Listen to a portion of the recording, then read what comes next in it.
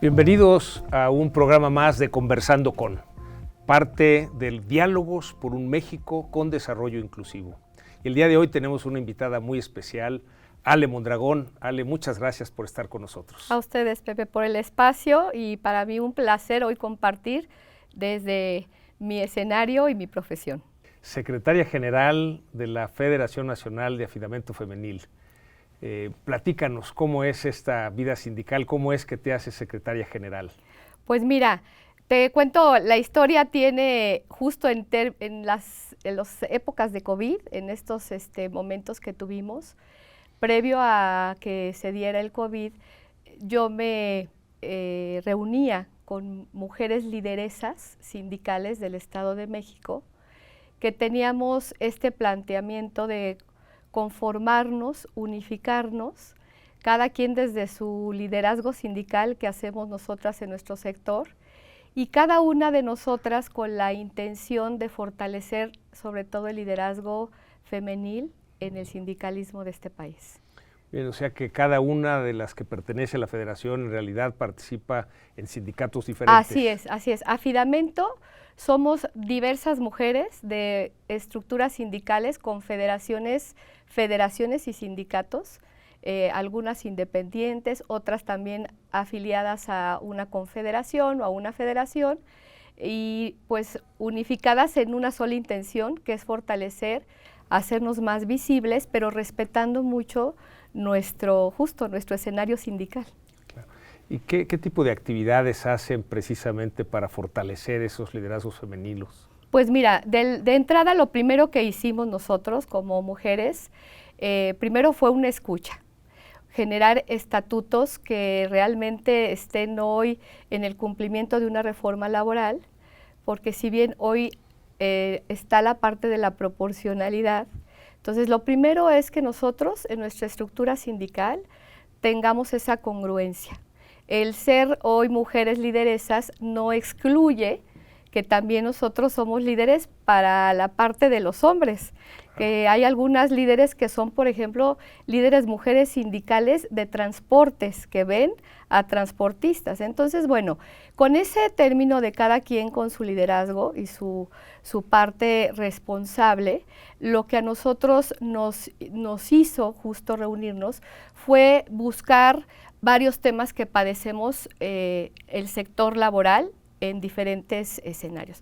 Por un lado está el tema de hostigamiento y acoso laboral que padecen muchas compañeras trabajadoras nuestras, a las cuales hay que proporcionarles las herramientas, la asesoría, para poderles indicarles por dónde hay que ir ante una situación de esta naturaleza que hoy se vive en nuestro país y en los escenarios de trabajo. Por otro lado, nos interesa a las mujeres, aparte de ese tema de violencia y hostigamiento laboral, fortalecer los liderazgos.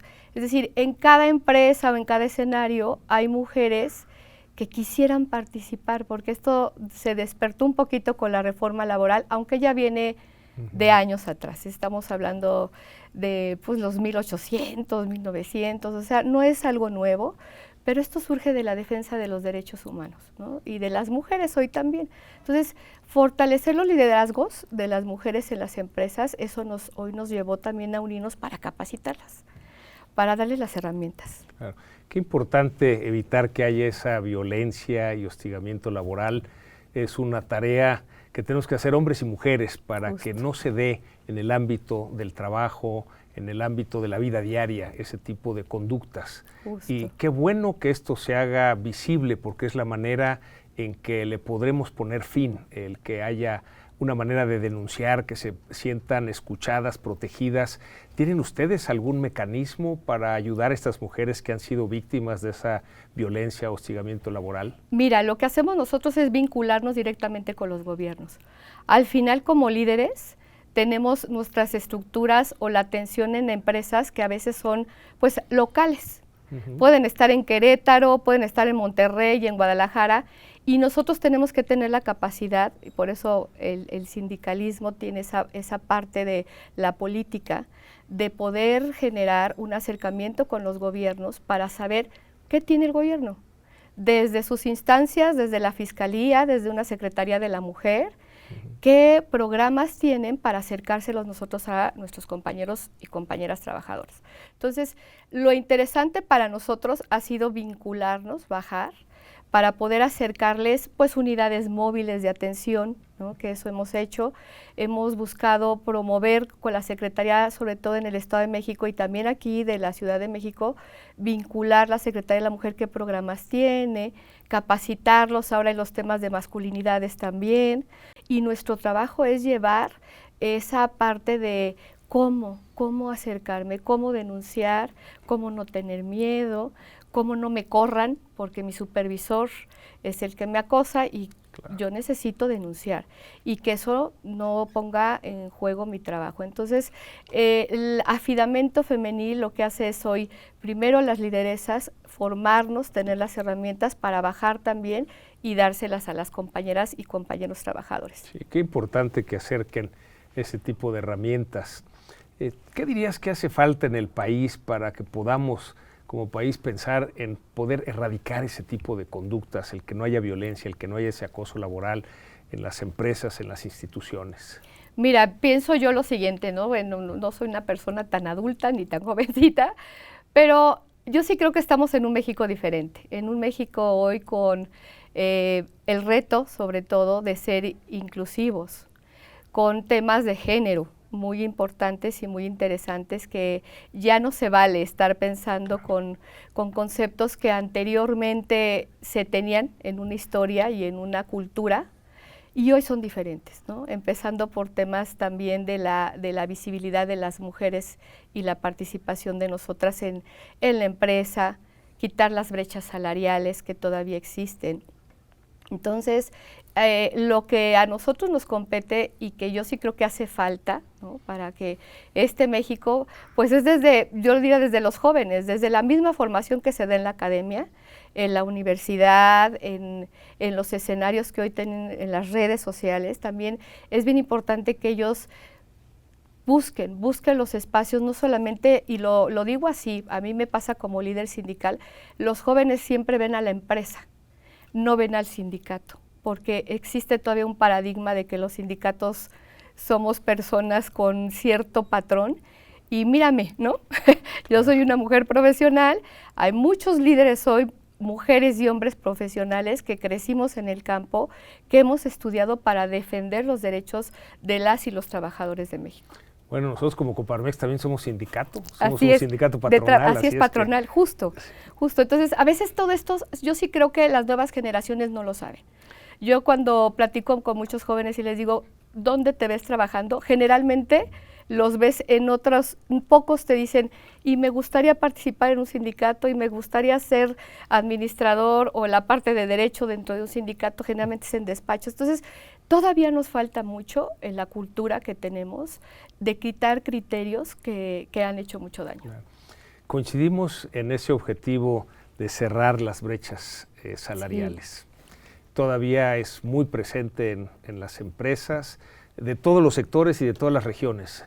Reflexionando qué es lo que podemos hacer diferente, vamos llegando a un punto en donde tenemos que educar diferente a los niños y a las niñas. Y esa es tarea de los papás y de las mamás. O sea, justo, ambos tenemos que educar diferente a nuestros hijos y a nuestras hijas para que entonces podamos tener un México diferente.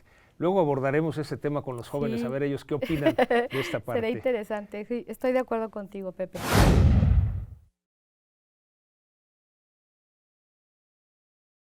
Me gustaría profundizar una parte, porque tú desde niña viviste la vida sindical, sí, tu papá un líder sindical. ¿Cómo justo fue desde niña ver esa vida sindical? Ay, te agradezco que me hagas esa pregunta, porque para mí es hermosa y lo diré.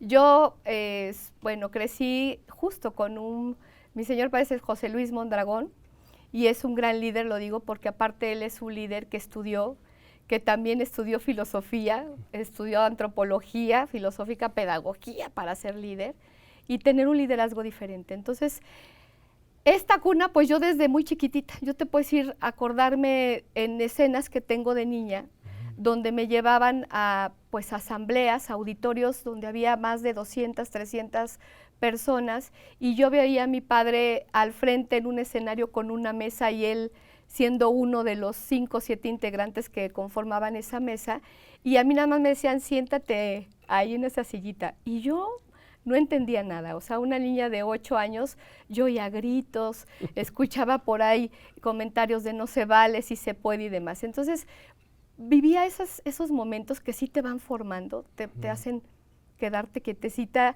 pero saber observar y escuchar qué pasaba en ese entonces. Viví momentos donde mi padre una noche me dijo, hija, vámonos, ¿no? Era un sábado y vamos a pasear. Yo dije, bueno, ya vamos al cine, vamos a algún lugar, me va a llevar en ese entonces el autocinema, recuerdo, ¿no? Sí. Y pues bueno, nos llevaba y me decía, que nos enseñaba él, decía, les voy a enseñar pues una película de la vida. Y la película de la vida era que yo llegaba a una fábrica donde afuera había una bandera de huelga, 4 o 5 trabajadores en tabique con una leña comiendo tortillas en un comal. Y yo me sentaba ahí y escuchaba, ¿no? Y era estarme, ¿qué te gusta? En la nochecita y escuchar qué pasaba. Entonces, mis escenarios de niña sí fueron ver la necesidad de nuestra gente. A mí sí me despierta en la adolescencia. Yo empecé a trabajar con los temas de Linnea, porque estudié justo pedagogía, y me despierta la educación para los adultos. Entonces yo le comento a mi padre, oye, yo quiero empezar a poner aquí algo que les ayude y les dé las herramientas a los trabajadores para que aprendan. Entonces empiezo con un instituto de formación para los trabajadores, porque me doy cuenta que un día llega un trabajador con su sombrerito ahí a la oficina de mi papá, y el trabajador un poco triste y yo diría yo que hasta desesperado, porque él no firmó, él no leyó lo que decía su finiquito y nada más puso su huella. Entonces ahí fue donde yo dije, yo aquí tengo que hacer algo. Aquí es donde no puede ser que mi México y mis trabajadores y lo que me duele no sepan ni siquiera leer y escribir y nada más firmen. Claro. Hoy todavía existe eso. Hablamos de una brecha salarial, hoy todavía existen personas que no saben qué firman, ni qué es un finiquito. Entonces hay mucho que hacer todavía. Mucho que hacer, pero ahí cuando ves esta escena donde un trabajador pues no supo qué es lo que había firmado, ni lo firmó, nada más puso su huella digital, tú dices, aquí hay una situación de injusticia que tenemos que corregir. Justo. Entonces, ¿qué haces, Ale? Pues empiezo con el Instituto de Formación para los Trabajadores. Yo ahí empiezo como pedagoga a crear toda una estrategia desde mi estructura sindical, donde primero les dábamos educación para adultos que acabaran su primaria, su secundaria, hasta su preparatoria, darles las herramientas. Fue bien interesante ver que se empezaban a inscribir de diferentes empresas al sindicato para estudiar, entonces empezamos así. El tema de alfabetizar fue maravilloso para mí, y de ahí pues la misma población me demandaba. Ya habían acabado la prepa y me decían, Lic, ¿ahora qué sigue? Y pues bueno, ahora busca otro tipo de formación para ellos, y fue darles más bien ya las herramientas que les permitían dentro de su empresa hacer su trabajo como líderes sindicales. Es decir, si alguien llegaba y a ellos les decían, oye, ya me van a correr, quiero mi día de vacación como lo pido, mi día de descanso. Entonces, darles las herramientas ahora para hacer su liderazgo como personas que puedan en las empresas apoyarse, ¿no? Desde el punto de la ley federal del trabajo. Sí, más adelante vamos a platicar esta parte que coincidimos en la importancia de que completen su formación, porque eso les abre las oportunidades laborales de manera importante. Pero me gustaría regresar un poco a ¿por qué pedagogía? ¿Qué fue lo que te llevó a ser pedagoga? Igual lo digo, desde muy joven a mí me sucedió que yo participé en temas de formación juvenil, desde la parte de la iglesia. Estábamos en movimientos de horizontes, lo recuerdo muy bien, y eso a mí me ayudaba mucho a estar participando y buscar cómo formar. A mí me pasaba eso, o sea, más que la psicología, yo tendía más al área de exponer, de explicar, de poder guiar a la gente a su mejora como personas, ¿no? Y coincide, yo estoy en la Universidad Panamericana, pedagogía, y aquí encontré la herramienta que me permitiera llevarla justo al ámbito laboral. Y yo ahí me instalé, no me instalé en los niños, ni me instalé directamente en la parte de la empresa. Sabemos que uno de tus ideales es llevar esa pedagogía Sí, a la vida sindical. Justo así lo llamo yo, pedagogía con sindicalismo. ¿Qué avances has tenido y qué te hace falta para cumplir ese sueño? Pues mira, falta todavía bastante, diría yo, el tema de la pedagogía, que ya también hay muchas herramientas, pero al final la parte de la formación hoy cada vez es de mucha actualización. Los temas hoy de dar una capacitación, pero a través de herramientas hoy como la tecnología, que las empresas también atiendan a ello, no es sencillo. Hay empresarios que todavía en las comisiones mixtas de capacitación no han cumplido con sus programas de capacitación. Entonces, desde ahí es el reto, ¿sabes? Que un RH, que un capital humano, en verdad, conforme y forme a sus compañeros, a los trabajadores, de aprender a manejar las funciones, si eres nuevo, que te digan cómo, porque en este mundo yo me he encontrado con que yo les he dado mucho el tema de agentes capacitadores o formación de instructores a los mismos compañeros, porque ellos luego les dicen, llega alguien nuevo y les dicen, a ver, enséñale tú, ¿no? Y no saben cómo enseñar. Claro. Entonces se desesperan y ahí te das cuenta que la pedagogía es una gran herramienta para poder nosotros generar que haya mejor productividad, que los compañeros trabajadores avancen, es decir, ya no soy operador, ahora soy ya y ahora soy supervisor. Y me he topado con muchos trabajadores que acaban estudiando hasta sus ingenierías y regresan y son gerentes. Qué maravilla. Ahí coincidimos, lo que pensamos en Coparmex es que la responsabilidad como empresa es una formación integral. Así es. Del colaborador, ¿no? No nada más la capacitación para el trabajo, sino también su formación en el aspecto social, en el aspecto físico, en el aspecto espiritual. De tal manera que es una formación integral. Justo. Y qué bueno que tenemos esa coincidencia en la visión, es. Porque finalmente en la participación en la empresa, pues ambos incidimos precisamente en que los colaboradores sean mejores personas. Sí. Luego de la pedagogía decidiste Derecho. Sí, la herramienta.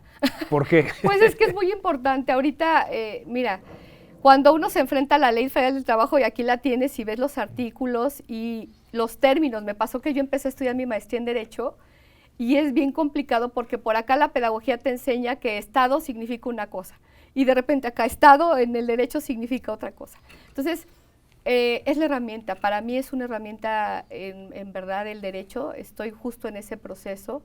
Hoy hay una parte que le llama la conciliación laboral. Entonces, pues no puedo ignorar lo que es mi trabajo también, y para saberlo hacer de una mejor forma, para mí es importante hoy el derecho. ¿Y cómo combinas pedagogía y derecho? Pues te lo cuento, a ver, pues de entrada en la conciliación es parte.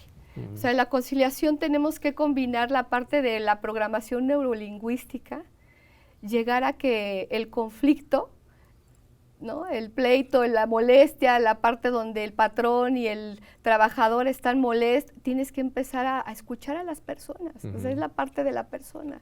Y tanto sensibilizar al patrón para decirle, mira, acá hay una injusticia, o bueno, aquí abusó. Entonces es esa parte de conciliar, de buscar esa programación neurolingüística que también lo aprendes en la pedagogía, la psicología de la persona, y después pues aplicada con la información que son las leyes. Es decir, no nos podemos saltar los pasos y las normas que nos marca la Ley Federal del Trabajo. Entonces, combinar la parte humanística con la parte de la ley te ayuda mucho en verdad a tener esos resultados que hemos ido, y a mí me ha pasado ahora que me ven como una mujer líder, que tengo una característica, me lo decían algunos empresarios, sabes que aparte tienes un toque, no eres de choque, no, pues, o sea, también hay necesidades de los compañeros y de repente sí me pongo muy firme, porque habrá la parte patronal que todavía tiene cierta conducta de abuso. Entonces ahí es donde sí, pues me sale, diría yo, lo mondragón. ¿No? Claro, lo que bien aprendiste de tu padre. Así es, pero tienes que saberlo respirar, ¿no? Claro. Y llegar realmente a la solución de un conflicto laboral. Entonces el diálogo es la herramienta. El diálogo, justo, la conciliación y la escucha.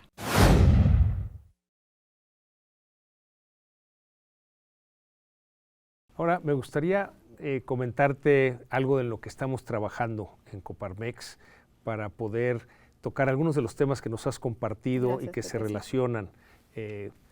La reflexión que hemos hecho en Coparmex, Ale, es que a pesar de que hemos tenido crecimiento económico en nuestro país en las últimas décadas, la pobreza y desigualdad han bajado solo marginalmente. Sí. Y eso nos llevó a pensar, hace falta algo en el modelo de país. Entonces, le pedimos a un grupo de consejeros que estudiaran modelos exitosos de países como la economía social de mercado alemán, o el capitalismo social, o la empresa consciente, y otros modelos. Y ahí ha salido una propuesta que es un modelo de desarrollo inclusivo, que lo que establece es que sí se requiere el desarrollo económico, es necesario, pero no suficiente. Tiene que ir de la mano del desarrollo social para que nadie se quede afuera. Y de la mano del desarrollo sustentable para no utilizar más recursos de los que el planeta puede regenerar. Y claro, en desarrollo social hablamos salud para todos, un área en donde el reporte de Coneval nos habla que es donde más mexicanos han caído en la pobreza de salud. Había 20 millones de mexicanos sin servicios de salud en el 2018, ahora hay 50 millones al 2022. Pero también educación de calidad, donde también hemos tenido un rezago con respecto al promedio de los países de la OCDE, vivienda digna y desde luego un ingreso digno. Tú sabes, Ale, que como Coparmex hemos impulsado subir el salario mínimo, hemos trabajado en conjunto, de hecho, en la CONASAMI. Sí, la CONASAMI apenas, sí. Para mí ha sido un gusto y estoy aprendiendo mucho de ustedes. No, y qué maravilla que haya perfiles como tú trabajando ya en esta Comisión Nacional de Salarios Mínimos, porque una vez que se logró desindexar el salario mínimo, porque antes te acuerdas, ¿no? Que subía el salario mínimo y subían productos y servicios, había inflación y se perdía el poder adquisitivo del salario de los trabajadores. Pero cuando se separa y aparece la UMA, hemos podido aumentar el salario mínimo, llegamos a un objetivo de la línea del bienestar individual, es decir, que una persona le alcanzara el salario mínimo para la canasta alimentaria y no alimentaria, eso ya se cumplió. Nuestro siguiente objetivo, la línea del bienestar familiar, es decir, que una familia de 4 donde 2 trabajan, esos 2 salarios mínimos alcance para que los 4 tengan acceso a la canasta alimentaria y no alimentaria. Es algo que pensamos, Ale, que se pueda lograr en el 2026. Es decir, todavía tenemos que trabajarlo. Y a veces nos preguntan, ¿y por qué no dio un jalón? Y lo que pasa es que tenemos que cuidar que no nos genere inflación, pero que tampoco nos genere informalidad. Así es. Para que se conserve ese poder adquisitivo del salario de los trabajadores. Este modelo, Ale, también establece que necesitamos un país con Estado de Derecho, donde se respeten las leyes, que necesitamos un país donde haya seguridad, que podamos transitar libremente sin ser víctimas de un delito, un país donde haya paz, un país en donde la democracia siga avanzando, de tal manera que quien recibe el mayor número de votos sea quien gobierne, en donde vemos que la participación ciudadana es fundamental, un país en donde tengamos una actuación ética e íntegra que nos ayude a cerrarle el paso a la corrupción. Así es. Pero también vemos en el modelo de desarrollo inclusivo algo que nos toca hacer a las empresas, que lo llamamos la empresa como vehículo del cambio, en donde, por ejemplo, para disminuir la pobreza educativa, y ahí coincidimos con lo que ustedes están haciendo, que es lo que nos dice Coneval, es que los trabajadores que dejaron la educación formal para incorporarse a la vida laboral, que hay muchos, les va a llevar 3 generaciones volver a tener educación formal. Quiere decir que ni ellos ni sus hijos van a ser sus nietos. Entonces, la propuesta que hacemos a las empresas es que acompañemos con la plataforma de educación del Instituto de Educación para Adultos a que completen su educación mientras trabajan con nosotros. Y entonces lo podamos lograr en una sola generación. Claro. Y el objetivo es no nada más la educación primaria y secundaria. Si termina la educación preparatoria, como comentábamos, esto les da oportunidades laborales de manera exponencial. Cierto. Pero también en la empresa podemos incidir en disminuir la pobreza financiera. Es decir, le decimos a las empresas, les proponemos, no se esperen a que el salario mínimo llegue a la línea del bienestar familiar. Claro. Las que puedan de una vez páguenlo. La respuesta ha sido muy buena, porque hay una empresa que nos han dicho, oye, está bien, pero ¿por qué no nos vamos a un siguiente nivel? Una empresa viviendera de Chihuahua hace un análisis de cuánto les tendría que pagar a sus trabajadores para que, además de que les alcance para su familia la canasta alimentaria y no alimentaria, puedan pagar el crédito hipotecario de una casa de la que ellos construyen. Y llegan a ese tercer nivel. Entonces ya lo tenemos como una propuesta en donde varias empresas han dicho, pues nos comprometemos al menos a pagar en ese nivel. Sí, el tema de la vivienda es importantísimo. Desde luego. Y esto es no nada más para la vivienda digna, sino para que tengan un ingreso digno, que les permita, pues, sí, ahora sí que tener para pues, vivir sostener esa vida. Esa vida digna, ¿no? Así es. Pero también vemos que la empresa puede ayudar en la pobreza de salud. Hay 3 enfermedades que han rebasado el sistema de salud en México y que todos conocemos. Así es. La obesidad, la hipertensión y la diabetes. Y la propuesta es que saquemos esa medición con cada trabajador, que es el peso, la presión y azúcar en la sangre, y les pongamos una meta. Y aquel que cumpla la meta le damos un bono de salud. Estas enfermedades son silenciosas. Sí. Y un poco lo que luego presentan es algo que le llaman el presentismo, es decir, el trabajador va, pero no se siente bien y entonces baja su productividad. Así es. Y lo que nos han reportado las empresas que han puesto el bono de salud es que ha subido la productividad y ha bajado el ausentismo. Así tendremos más colaboradores con una buena salud. Entonces, digamos, este es un poco el planteamiento del modelo de desarrollo inclusivo. No es un modelo de país que pensemos para los próximos 2 años, sino para las próximas 2 décadas. Y que lo tenemos que construir entre todos. Y yo lo primero que te pediría, Ale, al escuchar el planteamiento del modelo de desarrollo inclusivo es, ¿qué opinión tienes del modelo? ¿Qué ves que coincide con lo que ustedes han trabajado? Sí. ¿Qué le haría falta al modelo para que podamos enriquecerlo? Pues mira, escuchándote, empato como tú lo dices, claro que son las necesidades que tiene toda nuestra gente en los temas, por ejemplo, de vivienda. También yo he estado ahora participando con Infonavit como consejera y escuchando todos estos temas de cuántos créditos, y hemos estado hoy dando muchas pláticas a los compañeros trabajadores, y cuántos han abandonado sus créditos. Porque hay mucho abandono pues de la casa habitación que también en su momento han estado pagando y de repente por el tema de su salario, por otros temas que bien lo mencionas, ya no lo logran, lo dejan y abandonan el crédito por ahí, ¿no?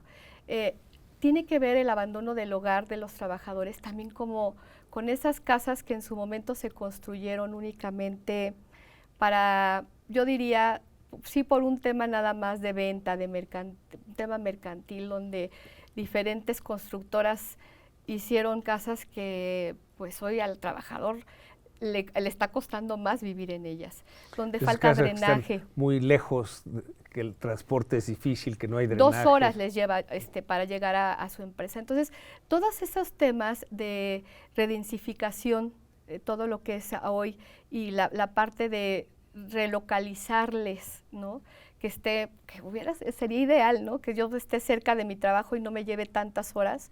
Igual para todos, ¿no? Estudiar cuánto tiempo nos lleva y que son horas en coches y que son desgastes de nuestra gente. Entonces, sí creo yo que en la parte que ustedes van a tocar de la vivienda hay mucho que hacer hoy, hay mucho que integrarnos también para ahora sí que proponer, pedirle al Infonavit, a esta institución.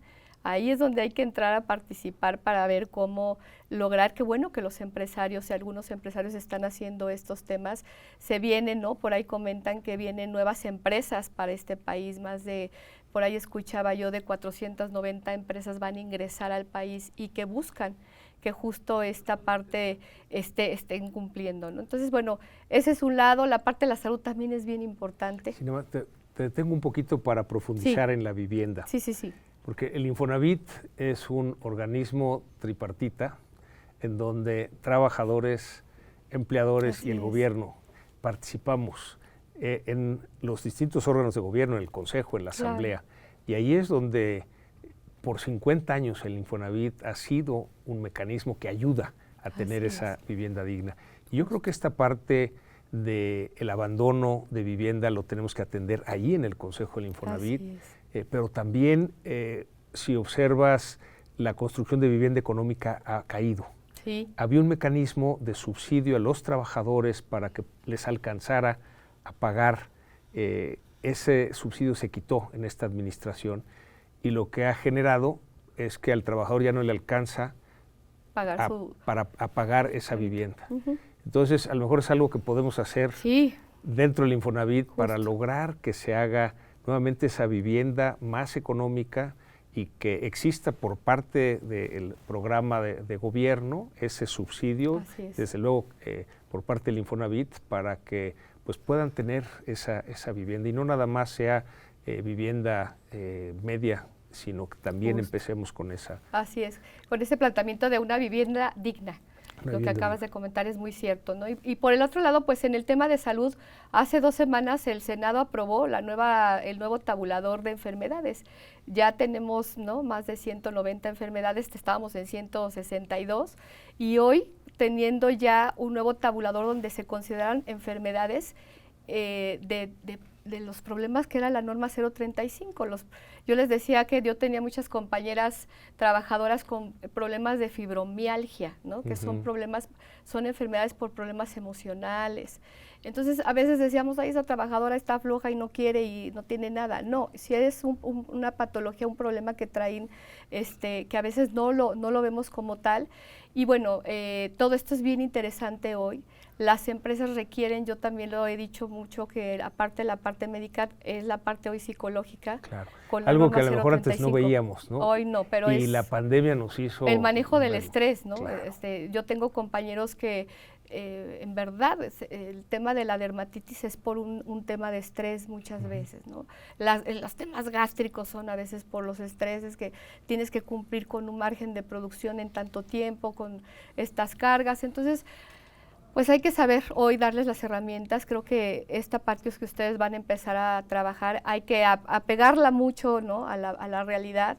Yo les diría que hoy la parte psicológica es muy importante, salario psicológico es muy importante. Sin duda. Para que nuestra gente realmente pueda ser productiva, pero sobre todo hoy quiera llegar a su fuente de trabajo, no tenga que llegar.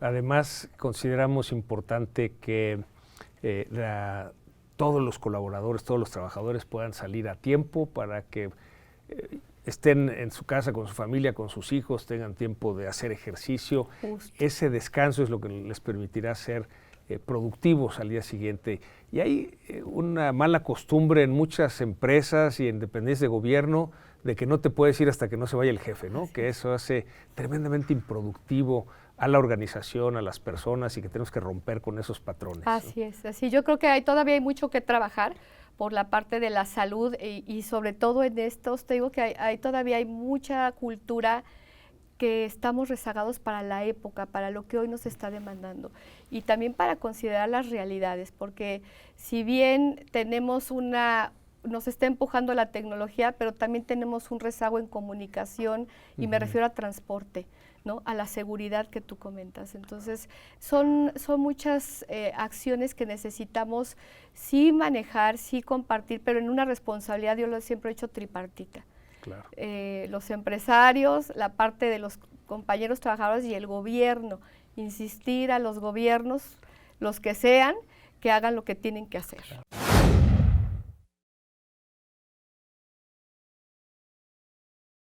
Ale, algo de lo que nos hemos enfrentado es que tenemos en las empresas vacantes abiertas que no podemos cubrir.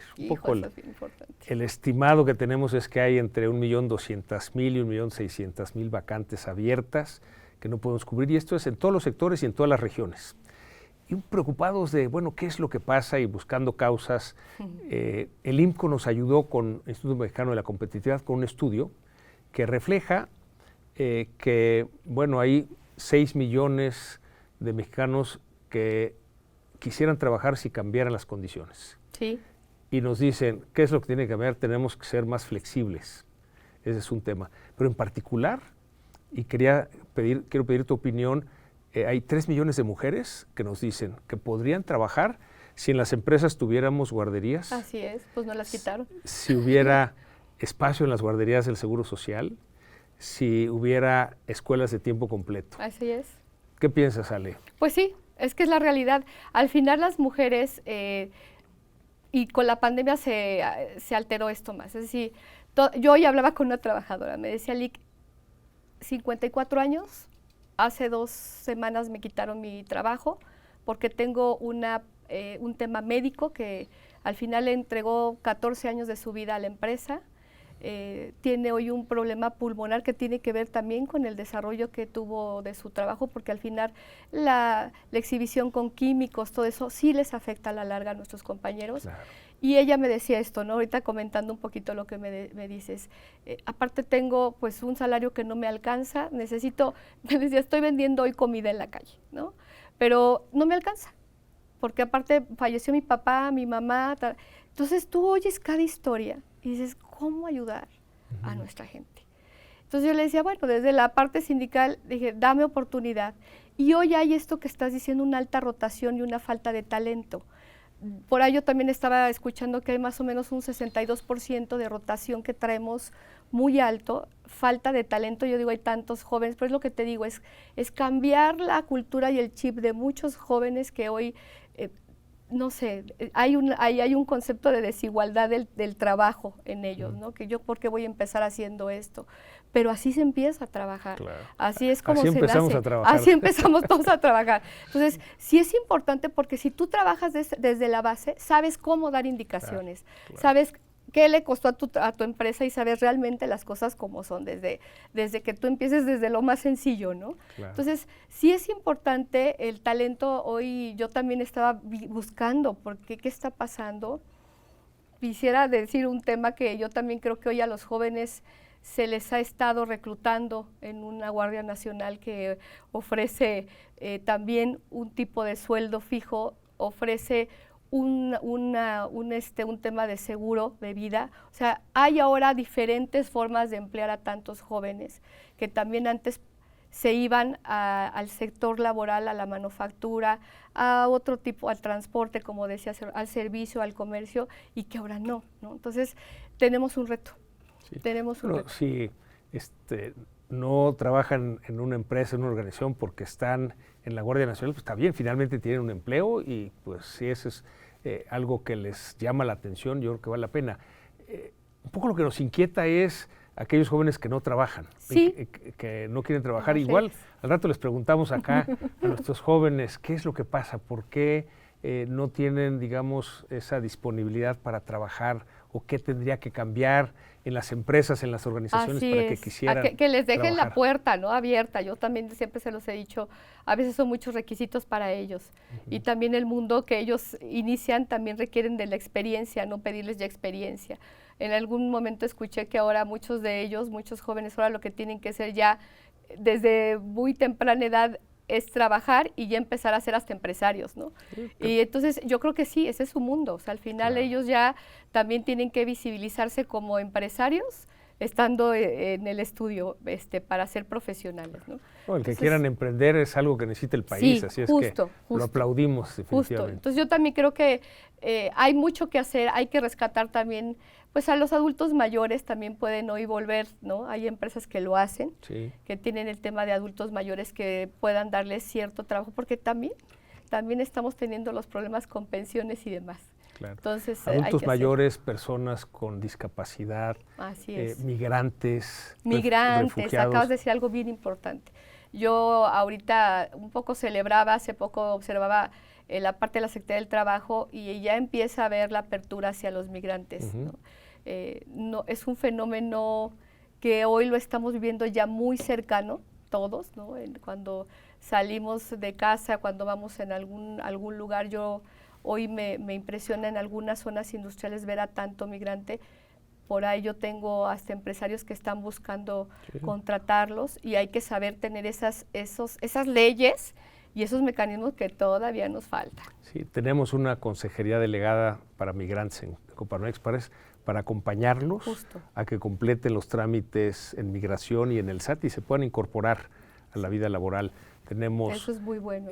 Por ejemplo, empezamos a ver esta situación en Tapachula con muchos migrantes esperando los papeles, pero en Juárez nos decían las empresas, tratamos de convencer a los migrantes que se queden a trabajar de este lado de la frontera y han logrado que se queden 2, 3, hasta 6 meses, pero luego quieren irse. Así es, esa es Pero tenemos empresas socias de Coparmex, una cadena de tiendas de conveniencia que tiene más de 300 migrantes trabajando y lo que nos dicen, agradecen el trabajo, lo aprecian, trabajan muy bien, generan un buen ambiente de trabajo. O sea, sí tenemos que ser muy abiertos para incluirlos, ¿no? Finalmente, algunos de ellos deciden quedarse en nuestro país y afortunadamente hay el mecanismo legal para que puedan tener esos papeles de migración y del SAT y que se puedan incorporar al trabajo. Yo también creo que es hoy un reto, pero también una gran oportunidad de, a veces en verdad lo pienso así, ¿no?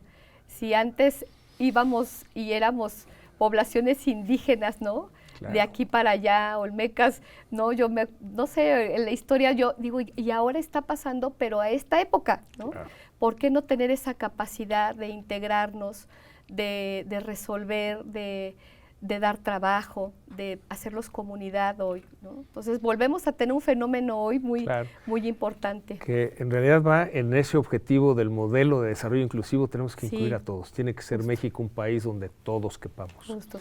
Me gustaría, antes de pasarle la voz aquí a los jóvenes para ver qué te preguntan, Ale, profundizar un poco en esta parte de la educación, esta iniciativa con el INEA, esta plataforma de educación para adultos, en donde te diría que algo de lo que estamos haciendo en las empresas, y te platico de una empresa que ante esa pregunta de la diferencia entre el que más gana y el que menos gana en la empresa, que la OCDE nos dice que era de 5 veces, ahora es de 7 veces, en México era de 10 veces, ahora es de 20 veces. Encuentra que el personal que menos ingreso tiene es el personal de limpieza. Sí, intendencia. Intendencia, y que estaban además en ese caso subcontratados.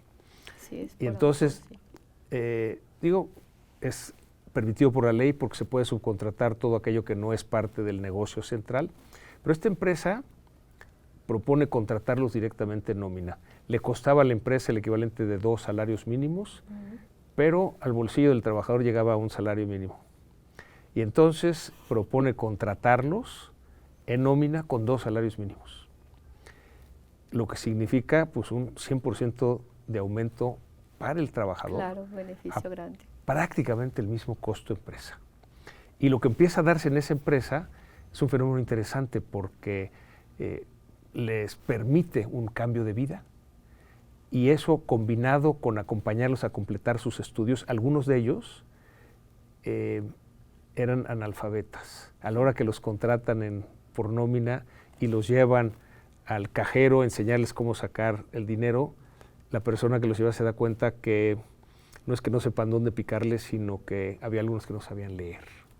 Entonces propuso, desde luego, un curso de alfabetización, pero una vez que terminó, ¿qué sigue? Pues la primaria, ¿no? Con la plataforma de INEA, pero ya no nada más al personal de limpieza, de intendencia, sino recepcionistas, choferes, almacenistas, auxiliares. Y el día que todos acaban la primaria, la empresa hace un reconocimiento a estos trabajadores que nunca se imaginaron terminar la primaria, menos ser reconocidos. El reporte de esta empresa es que ya todos terminaron la secundaria. Wow. Algunos están estudiando la preparatoria, 2 están estudiando ya una licenciatura. Así es. Me parece muy interesante cómo esa misma iniciativa que nos platicaste al principio, de hacerlo desde el punto de vista del sindicato, pues también esta empresa lo hace, y es poner al trabajador al centro, ¿no? Y eso es lo que debe de guiar nuestras decisiones. Justo, ¿Qué tendríamos que hacer para que se difunda más este tipo de iniciativas, Ale? Pues yo creo que de entrada, yo sí refiero que hay responsables en la empresa que tienen que hacer su trabajo. Yo sí creo que la parte del recurso humano, del capital, realmente tiene que conocer a su gente y el perfil de su gente. Es decir, cuántas personas tienes con esta parte educativa, con este rezago educativo. Hacer auditorías educativas no las hacen. Digo que si a veces capacitamos, queda como corto. El tema de una auditoría educativa te va a permitir ver el perfil que tú tienes de compañeros trabajadores. Y una vez que lo tienes detectado, pues empezar a darles las herramientas, como tú lo mencionas. Hoy hay programas, cierto, el INEA, pero también hay otras instituciones que también hoy ya te certifican en temas de primaria, secundaria, preparatoria. Hay universidades que tienen ya programas también hoy para el sector laboral, pues, ahora con las plataformas, claro, estudiar desde tu casa en tiempos que puedes estudiar. Hace poquito yo escuchaba de un programa ahora a través justo de lo que es el TikTok y cápsulas de información, y que si las cubrías eran créditos, y eso ahora hay compañeros trabajadores que están incorporando este tipo de formaciones, porque justo hoy ¿no? Tenemos 10 segundos, 5 segundos para obtener una información y ser breves. Entonces, a través de eso hoy se está formando a mucha gente. Hay que aprovechar hoy la tecnología para poderlo hacer. Nosotros vamos para allá también como sindicato. Tenemos muchos retos nosotros, porque al final también hoy ya la parte de la tecnología demanda manejo de información en plataformas y todo lo que es justo la comunicación. Yo me comunico con mis compañeros y les mandamos información a través del WhatsApp. El tema de los podcasts también, o sea, hacer todo esto con la gente, con las trabajadoras del hogar. Yo he estado en este proyecto por sacarlo, de que las escuchen, ¿no? Que sepan cómo poder. Qué bonita manera de incluirlas, ¿verdad? Así es. Con la tecnología, pues tienen su celular, a lo mejor un podcast, un video en YouTube, en TikTok, como sea, y les vas dando esa formación. Justo, son las herramientas. Quizá esta auditoría que comentas educativa, debiéramos hacerlo también en salud, en la parte financiera, y así tener una mejor idea de cuál es la realidad de los trabajadores. Yo creo que eso sería muy valioso, porque hay que, así como ya lo hacen algunas secretarías de algunos gobiernos, pues también nos toca a nosotros contar la versión. Proponerlo en las empresas. Así es.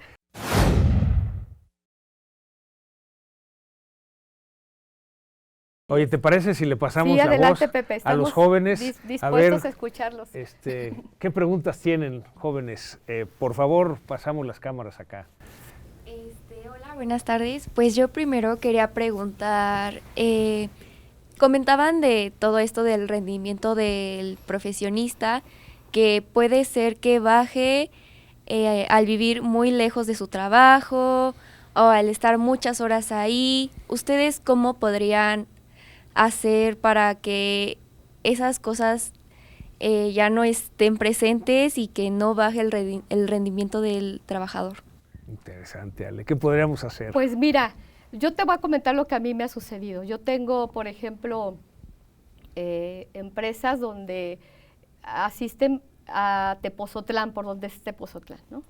Y ellos viven fuera de la parte de Tepozotlán, es decir, por Tepeji del Río, Huehuetoca, desde allá vienen. Entonces, muchas empresas no tienen el servicio o el beneficio del transporte.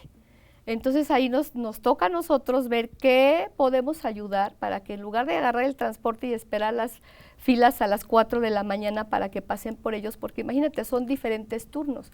Tienes personas que van a trabajar muy temprano, otros en la tardecita y otros en la madrugada. Entonces, y me pasa que ellos ya ahora con el servicio de transporte se ven pues con una mayor calidad. Hay que formar también, porque a veces, fíjate que es triste, cuando tienen ya luego ese beneficio, las personas luego no cuidamos lo que nos dan, y también al empresario le cuesta. Entonces también tenemos que fomentar la cultura, porque tristemente, ¿no? en los transportes que hoy vivimos, pues vivimos mucha agresión y estamos acostumbrados a la agresión en el transporte. Entonces, por un lado es, ¿qué podemos nosotros hacer desde la parte sindical con la parte del empleador, del patrón? ¿Cómo poder nosotros brindarles esos beneficios para que sea menor el desgaste, ¿no?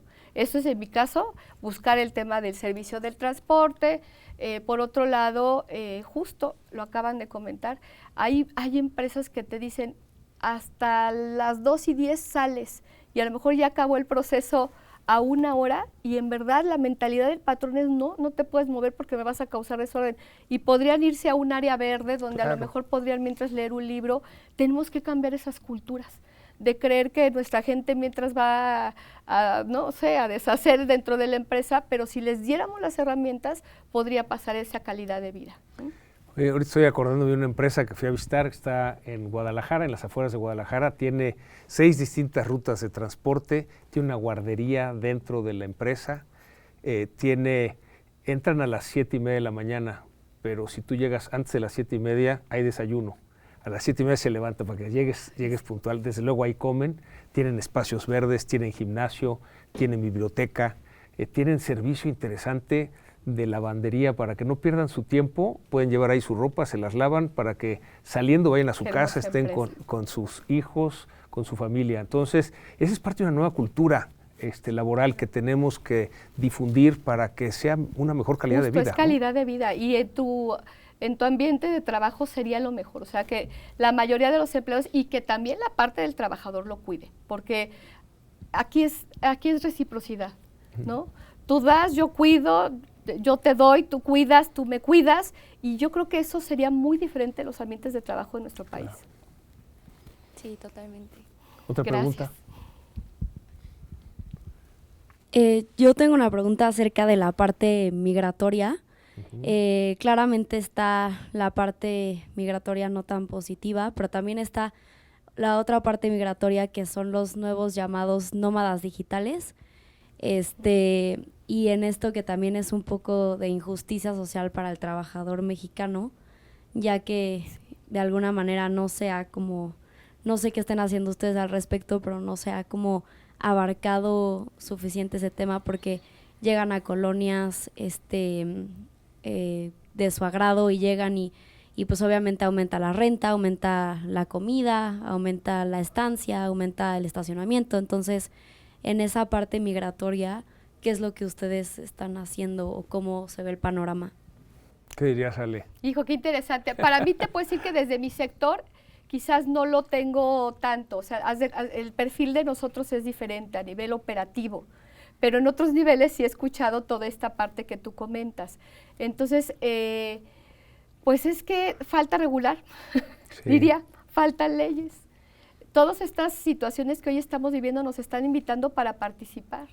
Entonces, yo te diría que son propuestas. A veces creemos que está muy lejano el que uno vaya a una Cámara de Diputados, el que uno pueda dialogar con diputados y senadores y decirles, necesitamos que esto se regule. Son las iniciativas de gobierno. Entonces, ustedes como jóvenes lo saben, ¿no? Lo tienen muy fresco y lo tienen hasta en su propia vida. Entonces, ¿cómo lo pueden ustedes hoy regular y pedir? O sea, claro que lo pueden hacer, pero a veces pensamos que no, que eso hasta que a lo mejor salgas de la universidad lo harás o está muy lejano, y sí se puede hacer ya, ¿no? Diría 3 comentarios. El primero, las migraciones en la historia de la humanidad han permitido enriquecer la cultura, enriquecer el trabajo, enriquecer las familias. Claro, es importante que sea ordenada y que se respeten los derechos humanos de las personas. El segundo comentario tiene que ver con justo lo que dice Ale, que la tecnología va primero y después va la regulación. Sí. Y lo vemos con las plataformas. Primero aparecen y no está regulado, entonces la ley tiene que avanzar y poder regular esas condiciones. Y la tercera es que estos nómadas digitales ya también son mexicanos. Hay mexicanos trabajando para empresas internacionales que trabajan desde su casa, en la comodidad del hogar. Entonces, estas oportunidades de trabajo, si bien es cierto que para algunos trabajadores de otros países venir a México es muy agradable, pues también los mexicanos tienen esta posibilidad de trabajar desde México o desde otro lado. En fin, ya no, el trabajo dejó de ser un lugar donde ibas 8 horas, checas tarjeta de entrada, de salida, y ahora el trabajo es desde donde estés. Y eso también hay que regularlo, ¿verdad? Y es por eso que las leyes están en esa constante evolución, ¿no? Perdón que te interrumpa, Pepe. Sí, es que hay trabajos que, pues yo sí creo que el COVID vino a también apresurar esto. Sí. Sí es importante que todavía se considere, dependiendo de la empresa, del perfil de la empresa, en verdad habrá personas que no requieren ir a la empresa, yo estoy a favor de eso, pero también habrá situaciones que sí se necesitan vigilar. Y bueno, no estamos muy lejanos del tema de la industria, ¿no? de la 4T industrial, que ya con la parte de la robótica, entonces sí van a pasar cosas, no estamos muy lejanos, sí. Y tenemos que tener esta capacidad de regular y tener apertura. Y quienes ya lo viven, no esperar a que alguien lo haga. Yo siempre he creído eso. Yo he sido una persona que no he esperado a que alguien lo haga. Me he atrevido a ser muy, ¿cómo les llaman? Disruptiva, y en algunas cosas también soy rebelde. Pero eso me ha ayudado para que lo logre, ¿no? Okay, ¿otra pregunta? Buenas noches, pues bueno, creo que la pandemia vino realmente a mostrarnos un antes y un después en lo que es la sociedad.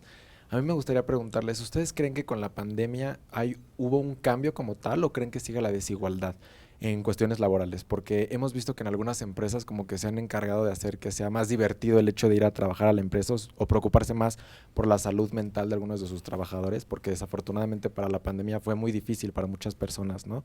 Y vemos que hay muchas empresas que incluso, como decía usted, comentaba que hay empresas donde puedes ir al trabajo con guarderías para niños, que pues es algo que desafortunadamente pues ya no tenemos actualmente en México, pero creo que es un cambio que necesitamos en el país, ¿no? ¿Cómo lo verían ustedes? ¿Creen que realmente con la pandemia hay un antes, un después o creen que hubo un retroceso? Adelante, Pepe. No, tú, Ale, tú eres nuestra invitada. Pues te agradezco mucho, Pepe. Pues bueno, te lo voy a comentar desde mi experiencia ahorita. Sí hay un avance, o sea, sí creo yo que justo el avance es habernos dado cuenta de que puede existir este momento donde hoy todo se mueva, ¿no? Y lo digo tan fuerte, a lo mejor ahorita quiero hablar un poquito del tema Acapulco, o sea, a veces nadie espera que las cosas te sacudan como nos han sacudido. Cuando eso sucede, sí creo que salen las buenas voluntades, esas son las que hay que considerar en esto. Y esas buenas voluntades suman justo con la consideración de todo lo que puede pasar que a veces no lo creemos posible. Entonces, hoy sí hay una conciencia diferente en la parte sindical, por ejemplo, con este tema de un seguro de desempleo para aquellos que hoy se quedan sin trabajo y que empresas que no pueden, y asegurarles que no puedes. Entonces, y son cosas que se vienen a proponer y que hay que seguir trabajando. El COVID, yo sí reitero, yo me conectaba por Zoom, se hicieron muchas cosas ahora por las plataformas, ahora no nada más Zoom, bueno, son miles de plataformas, ¿no? Pero eso nos ayudó mucho también a cortar distancias. Nuestros trabajadores hoy se conectan para capacitarse, eso es maravilloso. Ellos todos tienen un celular y saben más de tecnología a veces que muchos de nosotros. Entonces, sí hay un avance, yo te puedo decir que en la tecnología hay un avance. Sí, para los empresarios fue muy difícil, no me dejarán mentir. Yo creo que la mayoría en esta parte del COVID hubo quien murió en el intento, diría yo. Sí, claro. Que sí se perdieron empleos, sí se perdieron empresas. Nos falta todavía mucho estar preparados para este tipo de emergencias y de situaciones que a veces creemos que no van a pasar, ¿no? Entonces, eso creo que es una conducta que hoy es buena. Nosotros sí vivimos así sindicalmente. Yo digo un paso adelante y estar en un estado sí de alerta, o sea, de estar a las vivas de qué puede pasar. Sí, yo coincido con Ale, sí hay un antes y un después. La pandemia lo que nos vino a enseñar es algo que ya estaba ahí, pero que no habíamos visto. No nos habíamos atrevido, sí. Que teníamos tecnología que nos permite trabajar de manera remota, que para estar cerca de las personas, a veces estando físicamente a un lado, a lo mejor no estamos cercanos. Y la pandemia nos obligó, porque solo teníamos esa posibilidad de las plataformas trabajar de manera remota, a acercarnos de otras maneras, ¿no? Cercanos en la distancia. Ese simple hecho de que el trabajo dejó de ser ir a un lugar 8 horas diarias a trabajar desde donde estés, y entonces como ya no saben a qué horas empezaste y a qué horas terminaste, son tus resultados, son los objetivos, los que vas a hacer que te evalúen en tu trabajo. Eso ya nada más con esa variable cambia radicalmente el trabajo. Pero es algo bueno. No, algo muy bueno, algo muy positivo. Otra pregunta, jóvenes. Hola, buenas tardes. Justamente rescatando un poquito esta parte de las personas trabajadoras en la pandemia, pues hay muchos factores que efectivamente sí afectan a las personas trabajadoras que tal vez no nos damos cuenta, ¿no? Pero justamente quería preguntar, por esta parte de salud mental, de salud emocional, ¿hay algo que en el aspecto sindical ustedes hagan o cuáles son sus estrategias en ese sentido? Bueno, antes, gracias por la pregunta muy interesante. Mira, en un sindicato, cuando tienes dentro de una empresa representantes, es decir, nosotros le llamamos comité. Ellos mismos se eligen, así como ustedes, no sé, en sus salones escogen a la sociedad de alumnos, algo así. Bueno, lo mismo pasa en una empresa que escogen a su comité de delegados, que les va a ayudar a representarlos y a organizarse. Dentro de este comité hay personas, se les dan como cargos o funciones, y parte de uno de los cargos tiene que ver justo con la capacitación y el adiestramiento. Son el comité de capacitación y adiestramiento. Y esa área, ese comité, esos delegados, se les va preparando para que ellos le pidan a la empresa justo el seguimiento de los temas de la norma 035. No sé si ustedes han escuchado, que tiene que ver con el estrés y la parte emocional. Entonces, nosotros tenemos que vigilar que eso lo haga la empresa. Que la empresa aplique las encuestas, que la empresa, si va a recibir a un trabajador nuevo, cheque si no tiene algún problema ahí de alguna enfermedad o alguna situación y se le atienda, ¿no?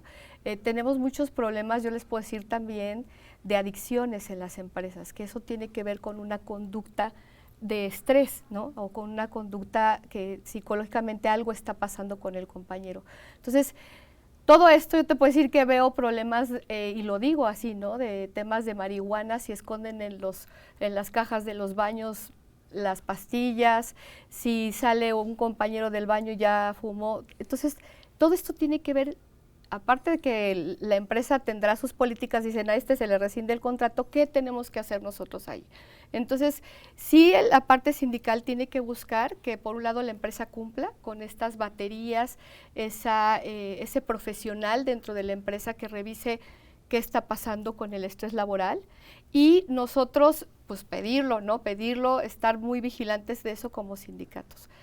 De manera externa te puedo decir que está el convenio 190, que también tenemos que participar en la ratificación de la OIT, y eso tiene que ver con estos problemas que estamos comentando ahorita. Entonces, sindicalmente es diario estar ahí pendientes de qué está generando el estrés o algún problema psicológico en nuestros compañeros.